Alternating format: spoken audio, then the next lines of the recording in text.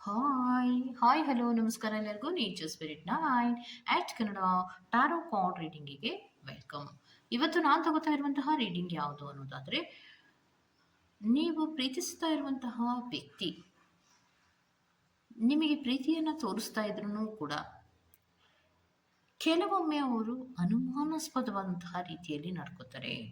ಇದು ನನಗೆ ತುಂಬ ಕನ್ಫ್ಯೂಸ್ ಆಗ್ತಾ ಇದೆ ಅನ್ನುವಂಥವರಿಗೆ ನಾನು ಈ ರೀಡಿಂಗನ್ನು ತಗೋತಾ ಇರೋದು. ಯಾಕಂದರೆ ಬಾಯಿ ಮಾತಿನಲ್ಲಿ ಅವರು ಹೇಳ್ತಾರೆ ಪ್ರೀತಿ ಇದೆ, ನಿಮ್ಮ ಬಗ್ಗೆ ಅತಿಯಾದ ಕಾಳಜಿಯನ್ನು ತೋರಿಸ್ತೀನಿ ಅನ್ನುವಂತಹ ರೀತಿಯಲ್ಲಿ ಪ್ರೀತಿಯನ್ನು ಬರೀ ಬಾಯಿ ಮಾತಿನಲ್ಲಿ ಹೇಳ್ತಾ ಇರ್ತಾರೆ ಹೊರತು ಅವರ ನಡವಳಿಕೆಗಳಲ್ಲಿ ವ್ಯತ್ಯಾಸಗಳು ಇರುತ್ತೆ. ಆವಾಗ ನಿಮಗೆ ಅವರ ಮೇಲೆ ಅನುಮಾನಗಳು ಕೂಡ ಹುಟ್ಟುತ್ತಾ ಇರುತ್ತೆ. ಇದು ರಿಯಲ್ ಆದಂತಹ ಪ್ರೀತಿಯಾ, ಅಥವಾ ನಾಟಕೀಯವಾದಂತಹ ಪ್ರೀತಿಯನ್ನು ಮಾಡ್ತಿದ್ದಾರಾ, ಅಥವಾ ಮೋಸವನ್ನು ಮಾಡಬೇಕು ಅನ್ನುವಂತಹ ರೀತಿಯ ಉದ್ದೇಶದಿಂದ ಇವರು ನನಗೆ ಪ್ರೀತಿಯನ್ನು ತೋರಿಸ್ತಾ ಇದ್ದಾರಾ, ಅಥವಾ ನನ್ನನ್ನು ಯುಟಿಲೈಸ್ ಮಾಡ್ಕೋತಾ ಇದ್ದಾರಾ.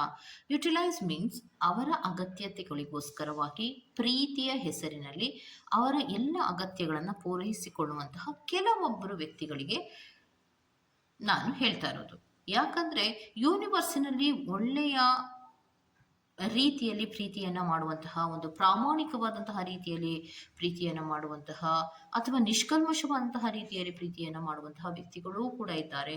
ಹಾಗೆಯೇ ತಮ್ಮ ಅಗತ್ಯತೆಗಳನ್ನು ಈಡೇರಿಸಿಕೊಳ್ಳೋದಕ್ಕೋಸ್ಕರವಾಗಿ, ತಮ್ಮ ಅವಶ್ಯಕತೆಗೋಸ್ಕರವಾಗಿ ಕೆಲವೊಂದು ರೀತಿಯ ಫೈನಾನ್ಷಿಯಲ್ ಉದ್ದೇಶಗಳನ್ನು ಇಟ್ಕೊಂಡು ಪ್ರೀತಿ ಅನ್ನುವಂತಹ ರೀತಿಯಲ್ಲಿ ಕೆಲವೊಬ್ಬರು ವರ್ತನೆಗಳನ್ನು ಮಾಡ್ತಾ ಇರ್ತಾರೆ. ಸೊ ಆಗ ಯಾವ ವ್ಯಕ್ತಿ ಪ್ರಾಮಾಣಿಕವಾಗಿ ಪ್ರೀತಿಸ್ತಾ ಇರ್ತಾರೋ ಆ ವ್ಯಕ್ತಿಗೆ ಖಂಡಿತವಾಗಿಯೂ ಅನುಮಾನ ಅನ್ನೋದು ಹುಟ್ಟುತ್ತೆ. ಆ ತರಹದ ಸಿಚುಯೇಷನ್ಗಳಲ್ಲಿ ನೀವಿದ್ರೆ ಖಂಡಿತವಾಗಿಯೂ ಈ ರೀಡಿಂಗ್ ನಿಮಗೆ ಅನ್ವಯ ಆಗತ್ತೆ.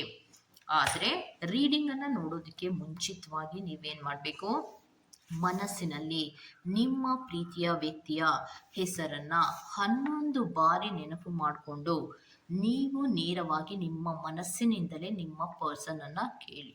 ಓಕೆ, ಅಥವಾ ನಿಮ್ಮ ಪರ್ಸನಿನ ಫೋಟೋ ಇದ್ದರೆ ಮನಸ್ಸಿಟ್ಟು ನೀವು ನಿಮ್ಮ ಪ್ರಶ್ನೆಯನ್ನು ಕೇಳಿ. ನೀವು ನನ್ನನ್ನು ಪ್ರಾಮಾಣಿಕವಾಗಿಯೂ ಪ್ರೀತಿಸ್ತಾ ಇದ್ದೀರಾ ಅಥವಾ ಇಲ್ವಾ ಅನ್ನೋದನ್ನು ಹೇಳಿ ಅನ್ನೋದನ್ನು ನೀವೇ ಮನಸ್ಸಿನಲ್ಲಿ ಪ್ರಶ್ನೆಯನ್ನು ಕೇಳಿ. ಖಂಡಿತವಾಗಿಯೂ ಕಾರ್ಡ್ಸ್ಗಳು ಶಫಲ್ ಆದಾಗ ನಿಮಗೆ ಉತ್ತರಗಳು ಬರುತ್ತೆ. ಯಾಕೆ ಅನ್ನೋದಾದರೆ, ನಿಮ್ಮ ಭಾವನೆಗಳು ಏನಿದೆಯೋ ಅದನ್ನು ಆ ಫೋಟೋ ಮುಂದೆ ಇರಬಹುದು, ಅಥವಾ ಅವರನ್ನು ನೆನಪು ಮಾಡ್ಕೊಳ್ಳೋದ್ರ ಮೂಲಕ ನೀವು ಪ್ರಶ್ನೆ ಏನಿದೆಯೋ ಅದನ್ನು ಸ್ಪಷ್ಟವಾಗಿ ಕೇಳುವ ಪ್ರಯತ್ನಗಳನ್ನು ಮಾಡಿ. ಈಗ ನಿಮ್ಮ ಪ್ರಶ್ನೆ, ಫಾರ್ ಎಕ್ಸಾಂಪಲ್, ನಿಮ್ಮ ಪ್ರಶ್ನೆ ಏನಿರುತ್ತೆ, ಬಾಯಿ ಮಾತಿನಲ್ಲಿ ನೀನು ಪ್ರೀತಿಯನ್ನು ತೋರಿಸ್ತಾ ಇದೆಯಾ, ನಿನ್ನ ನಡವಳಿಕೆಗಳನ್ನು ನೋಡಿದಾಗ ನನಗೆ ತುಂಬ ಅನುಮಾನ ಬರ್ತಾ ಇದೆ, ನಿಜ ಹೇಳು, ಪ್ರಾಮಾಣಿಕವಾಗಿಯೂ ಪ್ರೀತಿಸ್ತಾ ಇದೆಯಾ ಇಲ್ವಾ ಅನ್ನೋದನ್ನು ಮನಸ್ಸಿಟ್ಟು ಪ್ರಶ್ನೆಯನ್ನು ಕೇಳಿ. ಈ ಮನಸ್ಸಿಟ್ಟು ಪ್ರಶ್ನೆಯನ್ನು ಕೇಳುವಾಗ ಯಾವುದೇ ಮುಜುಗರವೂ ಬೇಡ, ಅಥವಾ ಯಾವುದೇ ಭಯವೂ ಬೇಡ, ಏನು ಅನ್ಕೋತಾರ ಅನ್ನುವಂತಹ ಒಂದು ಕನ್ಫ್ಯೂಷನ್ನು ಬೇಡ. ಯಾಕೆ ಅಂದರೆ ಇದೇ ಪ್ರಶ್ನೆಯನ್ನು ನೇರವಾಗಿ ನಿಮ್ಮ ಪರ್ಸನ್ಗೆ ಕೇಳಿ. ನೀ ನಿಜವಾಗ್ಲೂ ಪ್ರೀತಿಸ್ತಾ ಇದೆಯಾ, ನನ್ಗೆ ಯಾಕೋ ನಿಮ್ಮ ಮೇಲೆ ಡೌಟು ಅಂದಾಗ ದೊಡ್ಡ ರಂಪವನ್ನೇ ಮಾಡ್ತಾರೆ. ಆದರೆ ಇಲ್ಲಿ ಯಾವುದೇ ರಂಪಗಳು ಆಗೋದಿಲ್ಲ, ಮತ್ತು ಯಾವುದೇ ಭಯ ಇಲ್ಲದ ಹಾಗೆ ನಿಷ್ಕಲ್ಮಶವಾಗಿ ನೀವು ನಿಮ್ಮ ಪ್ರೀತಿಯ ವ್ಯಕ್ತಿಯ ಫೋಟೋವನ್ನಾದರೂ ಇಟ್ಕೊಳ್ಳಿ, ಅಥವಾ ಮನಸ್ಸಿನಲ್ಲಿ ಅವರ ಇಮೇಜನ್ನು ಬರೋ ತರಹನಾದರೂ ನೀವು ಯೋಚನೆಯನ್ನು ಮಾಡಿ ನಿಮ್ಮ ಪ್ರಶ್ನೆ ಏನಿದೆಯೋ ನೇರವಾಗಿ ಕೇಳ್ತಾ ಹೋಗಿ. ಇಲ್ಲಿ ನಾವು ಕಾರ್ಡನ್ನು ಶಫಲ್ ಮಾಡೋದ್ರ ಮೂಲಕ ಅವರ ಉತ್ತರಗಳು ಕಾರ್ಡ್ಸಿನಲ್ಲಿ ಬರುತ್ತೆ, ಅದನ್ನು ನೀವು ತಿಳ್ಕೊಬೋದಾಗಿರುತ್ತೆ. ಓಕೆ, ಇದೆಲ್ಲವೂ ಕೂಡ ಇನ್ ಜನರಲ್ ಆಗಿರುವಂತಹ ರೀಡಿಂಗ್ ಆಗಿರೋದ್ರಿಂದ ನಿಮಗೆ ರೆಸೋನೇಟ್ ಆದರೆ ಮಾತ್ರ ತಗೊಳ್ಳಿ. ಹಾಗೇನೆ ಸ್ಕ್ರೀನ್ ಮೇಲೆ ಕಾಣ್ತಾ ಇರುವಂತಹ ಒಂದು ನಂಬರ್, ಅದು ಪರ್ಸನಲ್ ರೀಡಿಂಗಿನ ನಂಬರ್ ಆಗಿರುತ್ತೆ. ಯಾರಿಗೆಲ್ಲ ಪರ್ಸನಲ್ ರೀಡಿಂಗಿನ ಅವಶ್ಯಕತೆ ಇದೆಯೋ ಅವರೆಲ್ಲರೂ ಕೂಡ ವಾಟ್ಸಪ್ ಮೆಸೇಜನ್ನು ಮಾಡೋದ್ರ ಮೂಲಕ ಪೇ ಮಾಡಿ ನಿಮ್ಮ ರೀಡಿಂಗ್ಸ್ಗಳನ್ನು ನೀವು ತಗೋಬೋದಾಗಿರುತ್ತೆ. ಓಕೆ, ಸೊ ರೀಡಿಂಗ್ಗಳನ್ನು ನೋಡೋದಕ್ಕೆ ಮುಂಚಿತವಾಗಿ please select your option. Flower yellow colour ಇರುವಂತಹ ಫ್ಲವರ್ ವಾಸನ್ನು ನೀವು ಸೆಲೆಕ್ಟ್ ಮಾಡಿಕೊಂಡ್ರೆ ಪೈಲ್ ನಂಬರ್ 1. ಗ್ರೀನ್ ಕಲರ್ ಇರುವಂತಹ ಫ್ಲವರ್ ವಾಸನ್ನು ನೀವು ಸೆಲೆಕ್ಟ್ ಮಾಡಿಕೊಂಡ್ರೆ ಪೈಲ್ ನಂಬರ್ 2 ಆಗಿರುತ್ತೆ. ಆಯ್ಕೆಯನ್ನು ಮಾಡ್ಕೊಳ್ಳುವಾಗ ಬಹಳ ಕಾನ್ಸಂಟ್ರೇಷನ್ ಇಂದ ಆಯ್ಕೆಯನ್ನು ಮಾಡ್ಕೊಳ್ಳಿ. ಈ ಎರಡೂ ಹೂಗಳನ್ನು ಆಯ್ಕೆ ಮಾಡ್ಕೊಳ್ಳುವಾಗ ಯಾವುದೇ ರೀತಿಯ ಕನ್ಫ್ಯೂಷನ್ ಇಲ್ಲದ ಹಾಗೆ ಪ್ರಶ್ನೆಯನ್ನ ಸ್ಪಷ್ಟೀಕರಣ ಮಾಡ್ಕೊಳ್ಳಿ ನಿಮ್ಮ ಮನಸ್ಸಿನಲ್ಲಿ. ತದನಂತರದಲ್ಲಿ ಕೇಳುವಂತಹ ಪ್ರಯತ್ನ ಮಾಡಿ, ಖಂಡಿತವಾಗಿಯೂ ನಿಮಗೆ ಉತ್ತರಗಳು ಬರುತ್ತೆ. ಓಕೆನಾ? ಸೊ ರೀಡಿಂಗ್ ಅನ್ನ ಶುರು ಮಾಡೋಣ. Okay, let start. ಯಾರೆಲ್ಲ ಫೈಲ್ ನಂಬರ್ 1 ಅನ್ನ ಆಯ್ಕೆ ಮಾಡ್ಕೊಂಡಿದ್ದೀರಾ, ಸೊ ಅದು ಯೆಲ್ಲೋ ಕಲರ್ ಇರುವಂತಹ ಫ್ಲವರಿನ ವಾಸ್ ಅನ್ನು ನೀವು ಸೆಲೆಕ್ಟ್ ಮಾಡ್ಕೊಂಡಿರ್ತೀರಾ, ಹೌದಲ್ವಾ? ಸೊ ನಿಮ್ಮ ಪ್ರೀತಿಯ ವ್ಯಕ್ತಿ ಅನುಮಾನಾಸ್ಪದವಾದಂತಹ ರೀತಿಯಲ್ಲಿ ವರ್ತಿಸ್ತಾ ಇದ್ದಾರಾ ಅನ್ನೋದಾದ್ರೆ, ಹೌದು, ಖಂಡಿತವಾಗಿಯೂ ಅನುಮಾನಾಸ್ಪದವಾದಂತಹ ರೀತಿಯಲ್ಲಿ ವರ್ತಿಸ್ತಾ ಇರ್ತಾರೆ ಅನ್ನುವಂಥದ್ದನ್ನ ರೆಪ್ರೆಸೆಂಟ್ ಮಾಡ್ತಾ ಇದೆ. ಆದ್ರೆ ಬಾಯಿ ಮಾತಿನಲ್ಲಿ ಪ್ರೀತಿಯನ್ನ ತೋರಿಸ್ತಾರಲ್ಲ, ಅವರು ತುಂಬಾ ಅಡಿಕ್ಷನ್ ಆಗಿರೋ ತರ ಆಗ್ಲಿ, ಅಥವಾ ನಾನು ತುಂಬಾ ಪ್ರೀತಿಸ್ತಾ ಇದ್ದೀನಿ ಅನ್ನೋದನ್ನ ಹೇಳ್ತಾ ಇರ್ತಾರಲ್ಲ, ಬಾಯಿ ಮಾತಿನಲ್ಲಿ ಹೇಳ್ತಾರಲ್ಲ ಅಂದ್ರೆ, ಹೌದು, ಬಾಯಿ ಮಾತಿನಲ್ಲಿ ಅವರು ಪ್ರೀತಿಯನ್ನ ತೋರಿಸ್ತಾ ಇರ್ತಾರೆ. ಯಾತಕ್ಕೋಸ್ಕರ ತೋರಿಸ್ತಾ ಇರ್ತಾರೆ ಪ್ರೀತಿಯನ್ನ ಅನ್ನೋದಾದ್ರೆ, ಅವರಲ್ಲಿ ತುಂಬಾ ಮ್ಯಾನಿಪುಲೇಟಿವ್ ಮೈಂಡಿನಲ್ಲಿ ಅವರು ಇರ್ತಾರೆ. ಮತ್ತೆ ನೆಗೆಟಿವ್ ಆದಂತಹ ಪ್ಯಾಟ್ರನ್ನಿನ ರೀತಿಯಲ್ಲಿ ಅವರು ಯೋಚನೆಗಳನ್ನ ಮಾಡ್ತಿರ್ತಾರೆ. ಸೊ ನಿಮ್ಮಿಂದ ಏನು ಸಹಾಯ ಆಗ್ಬೇಕು ಅಂತ ಅವರು ಅನ್ಕೊಂಡಿರ್ತಾರೋ, ಅಥವಾ ನಿಮ್ಮಿಂದ ಏನನ್ನ ಅವರು ಬಯಸ್ತಾ ಇರ್ತಾರೋ, ಆಗ ಮಾತ್ರ ನಿಮ್ಮ ಬಗ್ಗೆ ಕಾಳಜಿಯನ್ನಾಗ್ಲಿ ಅಥವಾ ಪ್ರೀತಿಯನ್ನಾಗ್ಲಿ ಅಥವಾ ಮೃದುವಾದ ಮಾತುಗಳನ್ನಾಗ್ಲಿ ಅಥವಾ ಫೀಲಿಂಗ್ಗಳನ್ನಾಗ್ಲಿ ಹೇಳ್ಕೊತಾರೆ. ಆದ್ರೆ ಅದು ಶಾಶ್ವತವಾಗಿ ಇರುವಂತಹದ್ದ ಅಂದ್ರೆ ಖಂಡಿತವಾಗಿಯೂ ಇಲ್ಲ ಅನ್ನುವಂಥದ್ದನ್ನ ರೆಪ್ರೆಸೆಂಟ್ ಮಾಡ್ತಾ ಇದೆ. ಮತ್ತೆ ಇದೇ ಪ್ರೀತಿಯ ವಿಚಾರವನ್ನ ಇಟ್ಕೊಂಡು ನಿಮ್ಮ ಬಗ್ಗೆ ಅವರು ಒಂದು ರೀತಿಯಲ್ಲಿ ಕಂಟ್ರೋಲ್ ಅನ್ನ ಮಾಡುವಂತಹ ಸಾಧ್ಯತೆಗಳು ಇರತ್ತೆ. ಪ್ರತಿ ಒಂದಕ್ಕೂ ಕೂಡ ಅನುಮಾನವನ್ನ ಪಡುವಂತಹ ಸಾಧ್ಯತೆಗಳು ಇರತ್ತೆ ಅನ್ನುವಂಥದ್ದನ್ನ ರೆಪ್ರೆಸೆಂಟ್ ಮಾಡ್ತಾ ಇದೆ. ಸೊ ಪ್ರೀತಿಯ ವಿಚಾರದಲ್ಲಿ ನಿಮ್ಮ ಪರ್ಸನ್ನು ಅನುಮಾನಾಸ್ಪದವಾದಂತಹ ರೀತಿಯಲ್ಲಿ ಯಾಕೆ ವರ್ತಿಸ್ತಾರೆ ಅಂದ್ರೆ, ಅವರ ಉದ್ದೇಶಗಳನ್ನ ಈಡೇರಿಸಿಕೊಳ್ಳೋದಕ್ಕೋಸ್ಕರವಾಗಿಯೇ ಅವರು ನಿಮ್ಮ ಪ್ರೀತಿಯ ವಿಚಾರದಲ್ಲಿ ಎಂಟ್ರಿಯನ್ನ ಕೊಟ್ಟಿರುವಂತಹ ಸಾಧ್ಯತೆಗಳು ಹೆಚ್ಚಾಗಿ ರೆಪ್ರೆಸೆಂಟ್ ಆಗ್ತಾ ಇದೆ. ಮತ್ತೆ ಈ ವ್ಯಕ್ತಿಯಿಂದ ನಿಮಗೆ ತುಂಬಾ ಕಹಿ ಅನುಭವಗಳು ಕೂಡ ಆಗುವಂತಹ ಸಾಧ್ಯತೆಗಳು ಕೂಡ ಇದೆ ಅನ್ನುವಂತಹದನ್ನ ರೆಪ್ರೆಸೆಂಟ್ ಮಾಡ್ತಾ ಇದೆ. ಸೊ ಇನ್ನು ನೀವು ಅವರ ವಿಚಾರದಲ್ಲಿ ತುಂಬಾ ಡೆಪ್ತ್ ಆಗಿ ಅಥವಾ ಕೆಲವೊಂದು ವಿಚಾರಗಳನ್ನ ನಿಮ್ಮ ಪರ್ಸನಿನ ಹತ್ರ ಕೇಳ್ಬೇಕು ಅಂತನೋ, ಎಲ್ಲ ವಿಚಾರಗಳನ್ನ ಅವರು ನನ್ನ ಹತ್ರ ಶೇರ್ ಮಾಡ್ಬೇಕು ಅಂತ ನೀವೇನಾದ್ರೂ ಅನ್ಕೊಂಡ್ರೆ, ಖಂಡಿತವಾಗಿಯೂ ಅವರು ಎಲ್ಲ ವಿಚಾರಗಳನ್ನ ನಿಮ್ಮ ಹತ್ರ ಶೇರ್ ಮಾಡೋದಿಲ್ಲ. ಸೊ ನೀನು ನನ್ನನ್ನು ಕಂಟ್ರೋಲ್ ಮಾಡಬೇಡ ಅಂತ ಹೇಳ್ತಾ ಹೇಳ್ತಾ ಅವರೇ ನಿಮ್ಮನ್ನ ಕಂಟ್ರೋಲ್ ಅನ್ನ ಮಾಡುವಂತಹ ಸಾಧ್ಯತೆಗಳೇ ಹೆಚ್ಚಾಗಿ ರೆಪ್ರೆಸೆಂಟ್ ಆಗ್ತಾ ಇದೆ. ಯೂನಿವರ್ಸ್ ನಲ್ಲಿ ಕೆಲವೊಬ್ಬರಿಗೆ ಮಾತ್ರ ಆಲ್ರೆಡಿ ಇದು ಶುರು ಆಗಿರುವಂತಹ ಸಾಧ್ಯತೆಗಳು ಕೂಡ ಇದೆ. ನಿಮ್ಮನ್ನ ತುಂಬಾ ಕಂಟ್ರೋಲ್ ಅಲ್ಲಿ ಇಟ್ಕೊಳ್ಳುವಂತಹ ಪ್ರಯತ್ನವನ್ನ ಮಾಡೋದು, ನಿಮ್ಮ ಬಗ್ಗೆ ಅನುಮಾನವನ್ನ ಪಡುವುದು, ನಿಮ್ಮ ಬಗ್ಗೆ ಹೆಚ್ಚು ಪ್ರಶ್ನೆಗಳನ್ನ ಕೇಳೋದು ಮಾಡ್ತಿರ್ತಾರೆ. ಅದೇ ರಿಟರ್ನ್ ಪ್ರಶ್ನೆಗಳನ್ನ ನೀವು ಹಾಕಿದಾಗ ಅವರು ಅದನ್ನ ಸಹಿಸೋದಿಲ್ಲ. ಏನು ನಿನ್ಗೆ ನನ್ನ ಮೇಲೆ ನಂಬಿಕೆ ಇಲ್ವಾ ಅನ್ನುವಂತಹ ರೀತಿಯಲ್ಲಿ ಹೊರಟಾಗಿ ಮಾತಾಡೋದಿರ್ಬೋದು, ಒಂದು ಹಾರ್ಶ್ ಆಗಿ ಮಾತಾಡೋದಿರ್ಬಹುದು, ಈ ರೀತಿಯ ಬಿಹೇವ್ ಗಳನ್ನ ಮಾಡ್ತಾ ಇರ್ತಾರೆ. ಸೊ ಸ್ವಲ್ಪ ಮ್ಯಾನಿಪುಲೇಟಿವ್ ಆದಂತಹ ಮೈಂಡ್ ಅವರಲ್ಲಿ ಇರೋದ್ರಿಂದ ಇವರು ನಿಮಗೆ ಕಹಿ ಅನುಭವಗಳನ್ನೇ ಹೆಚ್ಚಾಗಿ ನೀಡುವಂತಹ ಸಾಧ್ಯತೆಗಳು ಇದೆ.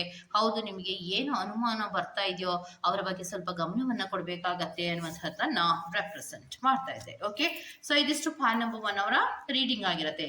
ಈ ತರಹದ ಕೆಲವೊಂದು ಕ್ಲಾರಿಫಿಕೇಶನ್ಗಳು ನಿಮ್ಮ ಪರ್ಸನಲ್ ವಿಚಾರಗಳಿಗೆ ಬೇಕು ಅಂದ್ರೆ ಪರ್ಸನಲ್ ರೀಡಿಂಗ್ ಗಳನ್ನ ತಗೊಳ್ಳೋದ್ರ ಮೂಲಕ ಕ್ಲಾರಿಫೈ ಅನ್ನ ನೀವು ಮಾಡ್ಕೋಬಹುದಾಗಿರುತ್ತೆ. Okay, go to the next point number 2. Okay, so ಯಾರೆಲ್ಲ ಗ್ರೀನ್ ಕಲರ್ ಇರುವಂತಹ ಫ್ಲವರಿನ ವಾಸ್ ಅನ್ನ ಆಯ್ಕೆಯನ್ನು ಮಾಡ್ಕೊಂಡಿದ್ದೀರೋ, ಸೊ ನಿಮಗೆ ಬರ್ತಾ ಇರುವಂತಹದ್ದೇನು, ನಿಮ್ಮ ಪರ್ಸನ್ ಅನುಮಾನಾಸ್ಪದವಾದಂತಹ ರೀತಿಯಲ್ಲಿ ವರ್ತಿಸ್ತಾ ಇದ್ದಾರಾ ಅನ್ನೋದಾದ್ರೆ ಇಲ್ಲ ಅನ್ನುವಂಥದ್ದೇ ರೆಪ್ರೆಸೆಂಟ್ ಆಗ್ತಾ ಇರೋದು. ಯಾತಕ್ಕೆ ಅನ್ನೋದಾದ್ರೆ, ಅವರು ಖಂಡಿತವಾಗಿಯೂ ಅವರು ನಿಮ್ಮನ್ನ ಪ್ರೀತಿಸ್ತಾ ಇದ್ದಾರೆ. ನಿಷ್ಕಲ್ಮಶವಾದಂತಹ ರೀತಿಯಲ್ಲಿ ನಿಮ್ಮನ್ನ ಅವರು ಪ್ರೀತಿಸ್ತಾ ಇದ್ದಾರೆ. ಡಿಸರ್ವಿಂಗ್ ಆಗಿರುವಂತಹ ಪ್ರೀತಿಯೇ ಆಗಿರುತ್ತೆ.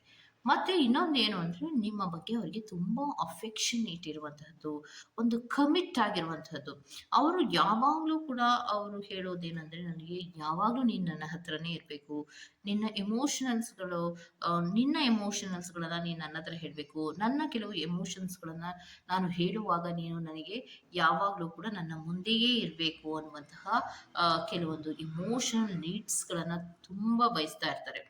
ಮತ್ತೆ ಇನ್ನೊಂದು ಏನು ಅನ್ನೋದಾದ್ರೆ, ನಿಮ್ಮಿಬ್ಬರ ನಡುವೆ ಒಂದು ರೀತಿಯಲ್ಲಿ ರಿಲೇಶನ್ಶಿಪ್ಪಿನ ವಿಚಾರದಲ್ಲಿ ಹೊಂದಾಣಿಕೆ ಆಗುವಂತಹ ಸಾಧ್ಯತೆಗಳಿರುತ್ತೆ. ಸೊ ಹೊಂದಾಣಿಕೆಯನ್ನು ಮಾಡ್ಕೋಬೇಕು ಅಷ್ಟೇ. ಇನ್ನೊಂದು ಕ್ಲಾರಿಟಿಯಾಗಿ ಮಾತಾಡ್ಬೇಕಾಗಿರೋ ವಿಚಾರಗಳನ್ನ ಕ್ಲಾರಿಟಿಯಾಗಿ ತಗೊಂಡ್ರೆ ನಿಮಗೆ ಅನುಮಾನ ಏನು ಬರೋದಿಲ್ಲ. ಸುಮ್ಮನೆ ಮನಸ್ಸಿನಲ್ಲಿ ಏನೋ ಒಂದು ವಿಚಾರವನ್ನ ಅವರು ಹೇಳಿದ ತಕ್ಷಣನೇ ಮನಸ್ಸಿನಲ್ಲಿ ಅನುಮಾನವನ್ನ ಇಟ್ಕೊಳ್ಳುವಂತಹ ಅಗತ್ಯ ಏನು ಇಲ್ಲ. ಯಾಕಂದ್ರೆ ಅವರು ನಿಷ್ಕಲ್ಮಶವಾದಂತಹ ರೀತಿಯಲ್ಲಿಯೇ ನಿಮಗೆ ಪ್ರೀತಿಯನ್ನ ಮಾಡ್ತಿದ್ದಾರೆ. ಮತ್ತೆ ಅವರು ಪ್ರತಿಯೊಂದಕ್ಕೂ ಪ್ರಶ್ನೆಗಳನ್ನ ಹಾಕೋದು ಯಾತಕ್ಕೆ?